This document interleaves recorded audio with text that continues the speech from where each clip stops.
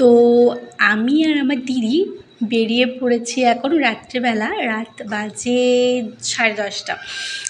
তো 10:30টার সময় বেরোলাম, একটু কেমন লাগছিল। তো যাই হোক, বেরিয়ে পড়েছি আর রাস্তাঘাট পুরো ফাঁকা। আর বেরিয়েছি কী জন্য সেটা বলি, কোল্ড ড্রিঙ্কস আনার জন্য। এতটাই কোল্ড ড্রিঙ্কস খেতে ইচ্ছে করছিলো রাত্রেবেলা, আর দোকানের শাটার তো বন্ধই ছিল।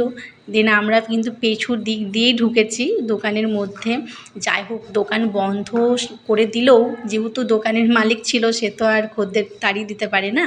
তো যাই হোক, আমাদের বললো তোমরা এই দিক দিয়ে ঢুকে যাও। দেন আমরা কোল্ড ড্রিঙ্কস নিলাম, আর কোল্ড ড্রিঙ্কস নিয়ে আমার ফেভারিট একটা চকোলেট নিলাম। দেন আমরা বাড়ি যাচ্ছি। আর বাড়ি যাওয়ার পথে তো রাস্তাঘাট পুরো ফাঁকা, তার জন্য আমি একটু নাচানাচি করে নিলাম, একটু মজা করছিলাম আর কি। দেন বাড়ি এসে দেখি মা আমাদের জন্য ডিনার রেডি করে রেখেছে। আর আজকে ডিনারে ছিল মাটন। তো মাটন দিদিকে দেখো একবার, মানে এক বাটি নিয়েছে, সেটা নিয়ে একটু হাসাহাসি করছিলাম। আর ও মাটন খেতে খুব ভালোবাসে, আর তাই আমরা ওকে নিয়ে একটু মজা করছিলাম। আর আমাকে দেখো, আমি মাটন বলো চিকেন বলো বেশি খাই না, যেহেতু আমার ভেজটাই বেশি ভালো লাগে, ননভেজ আমি খুবই কম খাই। আর রাত্রে আমি একটু ভাত খাই, আর দিদি খাচ্ছিল মুড়ি। তো যাই হোক, সব বোনরা মিলে একসাথে খেতে বসার মজাটাই আলাদা।